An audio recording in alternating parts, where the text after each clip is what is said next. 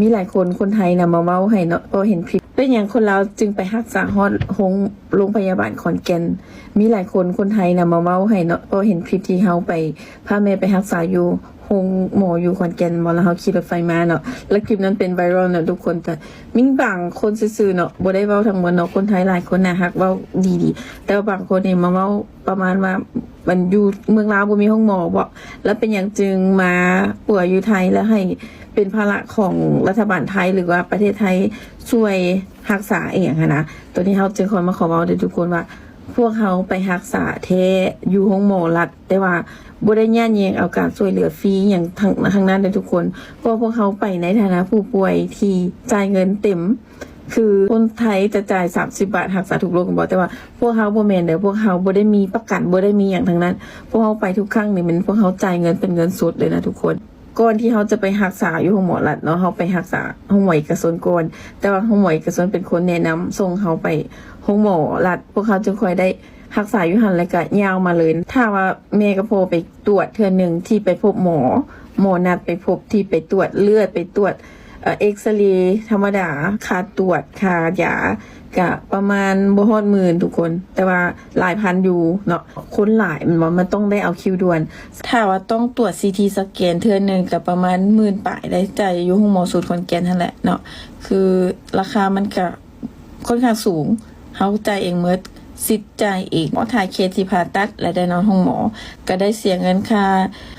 นอนห้องพิเศษค่ายาค่าปิ่นปัวค่าหลายๆอย่างนะทุกคน 20,000 ปลายเกือบ 30,000 เทื่อนึงเนาะอันนี้สำหรับถ้านัดไปผ่าตัดซื่อๆแต่ว่าขนาดไปตรวจ CT สแกนไปตรวจเลือดไปตรวจอย่างก็หลักหมื่นปลายเนาะแต่ละสมมุติเราไปตรวจที่บ่ต้องใช้ที่บ่ต้องมี CT สแกนกับบ่ฮอดหมื่นแต่ว่าหลายพันนะถ้าคันสมมุติว่าสิสมเทียบกับห้องหมอเอกชนนะมันก็สิถึงกว่าห้องหมอเอกชนอยู่แล้วเนาะว่าง่ายอยู่แต่ละห้องหมอเพิ่นสิมีหมอเชี่ยวชาญของแต่ละโรคบ่คือกันแม่นบ่ดังนั้นเฮาก็ไปตามที่หมอแนะนำถ้าอีกแม่นไปตามหมอห้องหมอเอกชนอยู่อุดรแนะนำให้ไปห้องหมอสูตรขอนแก่นตอนนี้มันรักษาอยู่ห้องหมอสูตรขอนแก่นแล้วและอีก20มื้อแม่ก็ต้องกลับไปหาหมออีกเนาะซึ่งหมอนัดให้ไปหาอยู่ห้องหมอศรีนครินทร์เนาะอันนี้ก็ไปตามที่หมอนัดเป็นหยังคือไปพุ่นหั่นนะเฮาคิดว่าการไปย้อนความสบายใจว่าไงอยู่ลาวบ่มีห้องหมอบ่ก็มีได้ห้องหมอเนาะหมอลาวก็เก่งคือกันก็เก่งก็ปวดได้แต่ว่ามันหยังมันขึ้นกับความสบายใจของเฮาเป็นผู้เลือกมันบอกสมมุติว่าเฮาสบายใจบ่อนใดเฮาก็ไปบ่อนหั่นนะทุกคนอันนี้นี่เฮาอยากบอกแบบนี้เพราะว่าถ้าว่าเป็นพยาธิที่สามารถป่วยได้ปกตินะเฮาก็ไปห้องหมออยู่แล้วเนาะส่วนหลายก็ไปห้องหมอเอกชนอยู่แล้วเนี่ยไปห้องหมอรัฐเนี่ยนะแต่ว่าเทื่อก่อนที่ก่อนไปไทยน่ะมันผลตรวจบ่ชัดเจนแล้วพวกเฮาเองบ่อยากลิ้นกับอันนี้เพราะว่ามันคือชีวิตเนาะมันบ่แม่นเกมนะเฮาบ่อยากลิ้นกับตัวนี้ดังนั้นนะเฮาจึงพาแม่แล้วก็ครอบครัวไปกวดไปรักษาอยู่บนที่เฮาสบายใจอันนี้อยากบอกให้ฟังเนาะทุกคนห้องหมอสูตรขอนแก่นแท้เป็นห้องหมอรัฐแต่ว่าเฮาได้จ่ายเงินค่าธรรมเนียมทุกอย่างเต็มจำนวนของลูกค้าคนหนึ่งที่เป็นคนต่างประเทศเนาะบ่ได้มีสิทธิ์เอียงทั้งนั้นจึงมาอันร่วมน้ำนี่แหละเนาะเพราะบางคนมันมีอีหลีได้บางคนนั่นมักจะมาว่าพวกเฮาไปแล้วเฮ็ดให้ประหยัดแยงความช่วยเหลือแล้วเฮ็ดให้รัฐบาลหรือว่าใช้เงินภาษีอย่างมาดูแลคนต่างชาติที่บ่แม่นคนไทยสินะอันนี้เฮาบ่ได้รับตัวนั้นเฮาจะขออยากมาแก้ต่างเนาะว่าเฮาเป็นลูกค้าที่ใช้บริการที่ไปให้ท่านหมอดูแลปัวพญาแท้แต่ว่าเฮาจ่ายเงินเต็มจำนวนเด้อเฮาก็ขอบใจหลายเพราะว่าเฮาไปเบิ่งเนาะทุกคนห้องหมอรัฐมันก็สิได้ท่าโดนหน่อยนึงเพราะว่ามีคนหลายแต่ว่าราคาคันว่าสิสมเทียบราคาห้องหมอเอกชนแท้นะมันถูกกว่าหลายเฮาพาแม่พาพ่อไปตรวจไปรักษาอยู่ห้องหมอขอนแก่นน่ะก็หลายปีแล้วเนาะเฮ เขาก็ขอบใจแพทย์หมออยู่ห้องหมอที่ช่วยดูแลรักษาพ่อแม่เฮาเนาะซึ่งแพทย์หมอก็เป็นคนที่เอาใจใส่เว้ามวนนะทุกคนถึงว่าคนหันน่ะหลายแต่ว่าเพิ่นหันเว้ามวนเขาคิดว่าเขาไปเจอนะคนเว้ามวนเว้าดีหมอเนี่ยเว้าแบบเป็นตาหน้าอยากฟังหั่นน่ะแบบอ่อนซ้อยบ่ได้เห็นเฮาป่วยอยู่แล้วอะนะคันสมมุติบางเทื่อเนาะคนป่วยอยู่แล้วค่ะได้ฟังเสียงอีหยังที่ว่าไห้หรือว่าเว้าบ่ดีนะมันแฮงเฮ็ดให้เศร้าหั่นบ่แต่ว่าพวกเขาไปห้องหมอขอนแก่นนะเขา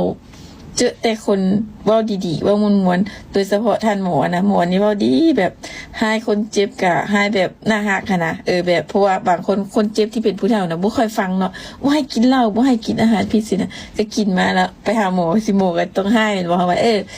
หมอพูดไม่ฟังเลยนะนี่ลำบากลูกหลานพามาแบบนี้นะแบบพอฟังแล้วก็รู้สึกดีนะหมอ ขอบใจเด้อท่านหมอท่านแพทย์พยาบาลทุกคนที่ช่วยดูแลพวกเราครับพี่น้องต้อนรับสู่บ้านรัฐพาเที่ยวชาแนลนะครับพี่น้องก็ได้ชมคลิปของน้องสาวเราไปแล้วนะครับซึ่งเขาก็พูดเกี่ยวกับการที่เขาได้นำแม่นะครับมารักษาตัวที่เมืองไทยเราก็คือที่โรงพยาบาลศูนย์ขอนแก่นนะครับก่อนนั้นเขาบอกว่าเขาเคยพาแม่มารักษาตัวที่โรงพยาบาลเอกชนนะครับแต่โรงพยาบาลเอกชนก็แนะนำมาให้รักษาตัวที่โรงพยาบาลศูนย์ขอนแก่นนะครับแล้วก็เห็นว่ามารักษาอีกทีหนึ่งที่โรงพยาบาลศรีนครินทร์นะครับเราก็รู้โรงพยาบาลในจังหวัดขอนแก่นก็โรงพยาบาลของรัฐนี่จะเป็นโรงพยาบาลใหญ่ก็โรงพยาบาลศูนย์นะครับแล้วก็โรงพยาบาลศรีนครินทร์ขอนแก่นนะครับพี่น้องน้องเขาก็บอกว่ามีคนไทยหลายคนนะครับได้พูดถึงว่าทำไมคนลาวต้องมารักษาตัวที่เมืองไทยเรานะครับโดยเขาก็บางคนก็อาจจะคิดว่ามาใช้ภาษีของคนไทยหรือเปล่าที่มารักษาตัวนะครับจริงๆแล้วเราก็รู้กันนะครับคนที่จะได้รับสวัสดิการต่างๆก็ต้องเป็นคนไทยนะครับในเมื่อเขาไม่ใช่คนไทยเขาก็ต้องจ่าย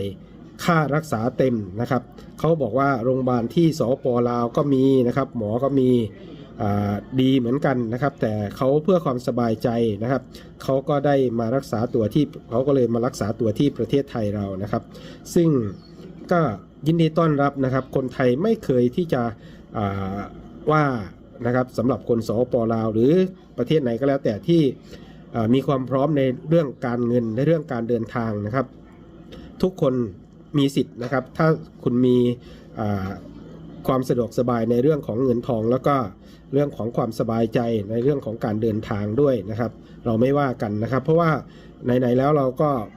คุณก็ต้องจ่ายเต็มอยู่แล้วนะครับซึ่งคุณไม่ได้มีสวัสดิการใดๆเหมือนกับคนไทยนะครับเราเข้าใจน้องก็ได้ออกมาอธิบายให้คนไทยได้รับรู้นะครับสำหรับคนไทยบางคนว่าคิดว่าต้องได้เสียภาษีอย่างคนไทยหรือเปล่าคุณถึงมารักษาตัวที่ประเทศไทยนะครับซึ่งน้องเขาก็พูดชัดเจนนะครับว่าเขาเสียเต็มทุกบาททุกสลึงนะครับแต่เพื่อความสบายใจเขาก็ถึงได้พาแม่นะครับมารักษาตัวที่ประเทศไทยเรานะครับซึ่งก็เป็นเรื่องปกติของถ้ามีกระตังนะครับถึงคนมีสตังเนี่ยเราไม่ได้ว่ากันนะครับคุณพร้อมที่จะมารักษาเราก็ไม่ได้ว่านะครับเราไม่ได้คิดว่าพวกคุณมาแย่งหรืออะไรอยู่แล้วนะครับถ้าพวกคุณมีเงินทองนะครับแล้วก็มีความสบายใจแบบนั้นนะครับก็ยินดีต้อนรับนะครับไม่ใช่เฉพาะเคสนี้นะครับมีหลายเคสที่คนสปป.ลาวมารักษาตัวที่ประเทศไทยนะครับโดยเฉพาะโรงพยาบาลที่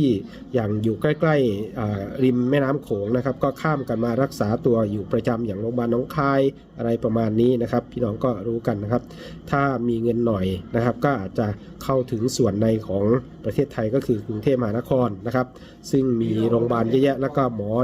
เก่งๆเยอะนะครับเราก็รู้กันนะครับพี่น้องก็ไม่ว่ากันนะครับขอบคุณทุกกำลังใจนะครับพี่น้องแล้วก็ให้กำลังใจน้องคนสปป.ลาวแล้วก็คนลาวทุกคนที่เข้ามารักษาตัวนะครับก็ขึ้นอยู่กับความสะดวกสบายของทุกคนนะครับคลิปนี้ก็ฝากไว้แค่นี้อย่าลืมกดไลค์กดติดตามเป็นกำลังใจให้รัฐพาเที่ยวชาแนลสวัสดีครับ